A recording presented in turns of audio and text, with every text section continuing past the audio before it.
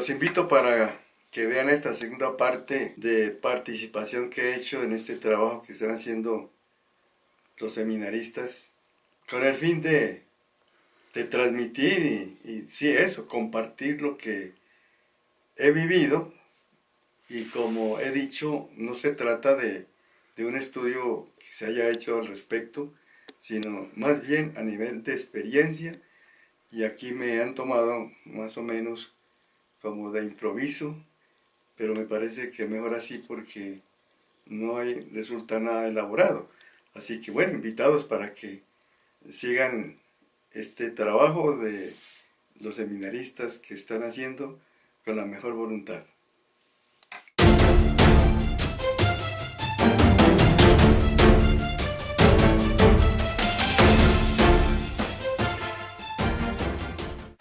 En la participación anterior prometí también compartir una segunda parte que corresponde a cómo vi yo el desarrollo del concilio, siendo yo un estudiante. Esto que voy a decir no tiene pretensiones de haber hecho un estudio sobre el concilio, sino simplemente voy a compartir lo que yo viví. El punto de partida fue la muerte de Pío XII, el gran hombre. Eso era algo extraordinario. Nadie se imaginaba casi ni oírlo, pues aquí en América Latina, mucho menos verlo. Yo recuerdo que siendo niño, él publicó como cosa extraordinaria un mensaje radial, radiomensaje se llamó, del Papa Pío XII. Todo el mundo a la expectativa de oír a un papa. Eso no se había visto aquí en nuestro mundo. Bueno, lo cierto es que Pío XII murió y llegó entonces la expectativa ya. Pío XII, ¿quién lo va a reemplazar? Y cuando llegó el consistorio para nombrarle sucesor, resultó lo que no se esperaba. Nombrado Papa Juan XXIII, el cardenal Roncalli. Cuando se supo la noticia y se le vio, fue como una especie de desilusión. ¿Este viejito qué podrá hacer para reemplazar a Pío XII? 77 años, poco nombrado. Y sin embargo, fue el que nombraron para sucederle a Pío XII. Y este hombre, el Papa de transición, como decían, como que dice, nombrémoslo mientras después nombramos uno digno de Pío XII, resultó dando la sorpresa. En 1959, 3 meses después de su nombramiento, hizo el anuncio de convocar a un concilio ecuménico. Bueno, esto despertó sorpresa, alegría y miedo. Sorpresa porque desde que pasó el último concilio Vaticano I, habían transcurrido más de 80 años. Sorpresa porque Pío XII intentó convocar un concilio y tuvo mucha resistencia, hubo mucho miedo. Decían el ambiente no es favorable, este ambiente de la posguerra. Entonces no era conveniente y en definitiva Pío XII no hizo nada. Y llega este papa y da el anuncio. Entonces dijo, eso causó mucha sorpresa, para unos mucha alegría, para otros miedo y por consiguiente para otros resistencia. Bueno, el concilio comenzó a andar después de este anuncio que iba a convocar un concilio. Vino lo que fue la presentación oficial por medio de la bula, en que ya fue una convocatoria oficial, para decirle al mundo entero: el concilio está convocado. Y comenzaron a funcionar las comisiones, la cantidad de comisiones que eso implica, nombrados por el Papa. Y comenzaron a trabajar para preparar el material del concilio, basado en muchas consultas que se hicieron a la Iglesia Universal, para ver qué era lo que le interesaba a la Iglesia hoy, y también al mundo de hoy. El Papa Juan XXIII convocó al concilio y solamente pudo asistir a una sesión, porque en el mismo año 1962 murió el Papa Juan XXIII.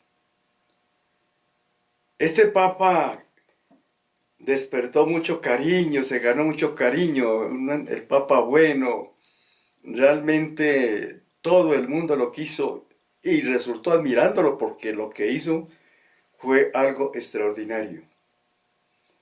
Entonces, la muerte del Papa fue muy llorada en el mundo entero por toda la Iglesia. En cuanto al sucesor, yo diría que eso estaba como cantado. El cardenal Montini era como el hombre del momento. Yo recuerdo que los jóvenes leíamos con gusto los escritos del cardenal Montini, porque era como el hombre de avanzada, el que presentaba un pensamiento que entusiasmaba a los jóvenes.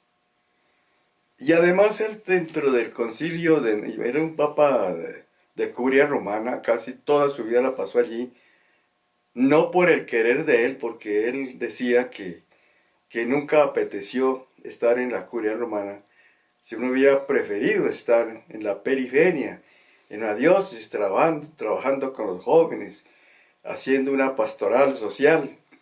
Pero lo cierto es que, digamos así, lo condenaron a pasar su tiempo de obispo en la curia romana. Y allí también se ganó el prestigio, porque era un hombre muy inteligente, muy preparado, bastante escuchado. Así que todo el mundo comenzó a hablar: el sucesor de Juan XXIII va a ser el cardenal Montini. Y de hecho así lo fue. Retomó las riendas del concilio ya iniciado. Y a este hombre le tocó orientarlo, echarlo adelante, luchar contra mucha adversidad que encontró los que eran partidarios de que se caminara más rápido, que denominaban el ala de avanzada. Y los otros deteniendo, diciéndole que Pablo VI estaba corriendo demasiado. En todos los que jalonaban hacia atrás, deteniendo el movimiento. Entonces el pobre Pablo VI estaba dentro de esas dos fuerzas. Unos que querían que corriera más y otros que decían que estaba corriendo mucho. Entonces él le dio, como quien dice, el impulso y la orientación al concilio. Se ganó muchas enemistades de parte y parte. Yo pienso que fue uno de los papas que más sufrieron. Cuando escribió la encíclica Humane Vitae, yo pienso que por primera vez se escuchó una voz en el mundo de la Iglesia protestando contra lo que dijo el Papa. Especialmente la Iglesia de Norteamérica, la Iglesia del norte de Europa, se levantaron protestas contra lo que el Papa había afirmado en esa encíclica. Entonces él sufrió mucho, decían que hasta lo hicieron llorar. Pablo VI le marcó a la iglesia lo que tenía que hacer. En su encíclica Ecclesiam Suam le marcó este derrotero.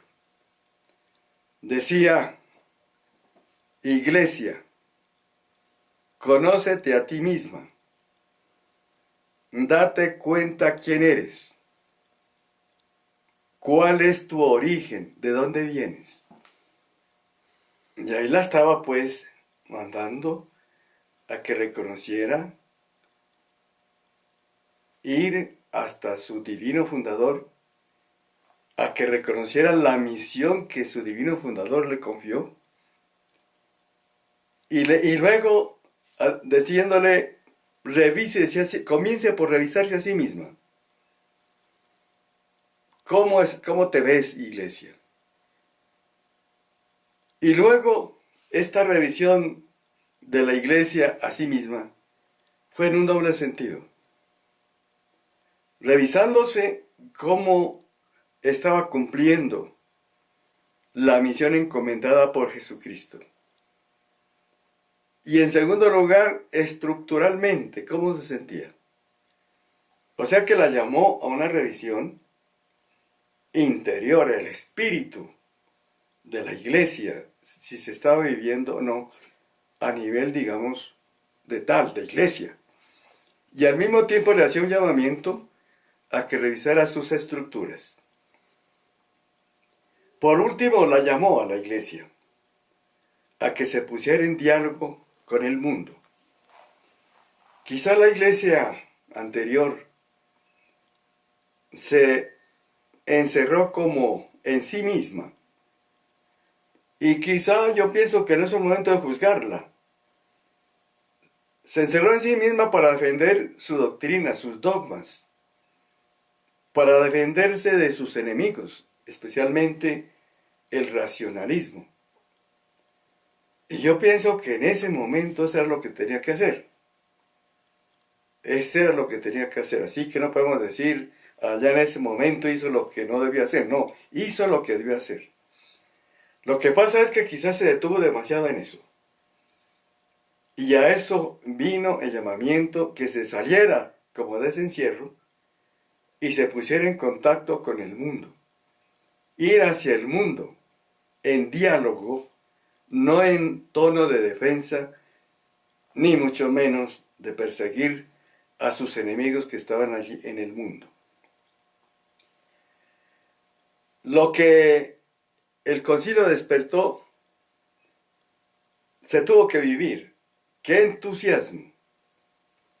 Todo el mundo se entusiasmó por el concilio. El Vaticano se llenó de centenares de periodistas todos los días a la casa de la última noticia del concilio y mandando sus reportes al mundo entero. Y todos estamos también expectantes a ver qué sale hoy, qué va a decir mañana. Todos anhelosos de saber las noticias del concilio. Yo diría que el interés que despertó el concilio fue como una especie como de Big Bang. Fue como una explosión, cuya onda expansiva se sigue proyectando en el mundo, eso sí, para muchos sin darnos cuenta. Pero el concilio, la fuerza del concilio, el mensaje del concilio está ahí. Que quizás sea el tema de que me ocupe en una tercera participación que tal vez puedo dar. Porque como presencial, claro, de lejos, el desarrollo del concilio, su preparación, o mejor dicho, el clima cultural anterior, y cómo vi yo el desarrollo del concilio, pues también yo estoy como anheloso de compartir cómo estoy viendo actualmente el mensaje del concilio en la iglesia y en el mundo. Lo cierto es que a partir de la celebración del concilio, que se clausuró en 1965, fueron muchas las cosas que cambiaron. Realmente la iglesia lo tomó en serio. La curia romana hoy en día, gracias al concilio, no es lo que era. Las diócesis, la vida de los sacerdotes, las comunidades religiosas, para todos, el concilio tuvo un mensaje y un llamamiento, pues de urgencia, no era por si quieren, es que tienen que hacerlo. Y solamente los viejos como yo podemos darnos cuenta de cómo fue antes y cómo está siendo ahora. Entonces la curia romana, nos quedáramos aquí tiempo hablando cómo era y cómo comenzó a cambiar en su estructura a partir de Pablo VI, quien tuvo unos gestos muy significativos. La silla gestatoria, recuerden, no, porque a lo mejor no lo recuerdan. Pero yo sí lo recuerdo cómo el Papa salía desde la basílica. A lo más que salía, lo más lejos era la plaza de San Pedro. Porque el Papa, hasta Pío XII, decían que era el prisionero del Vaticano. No salía.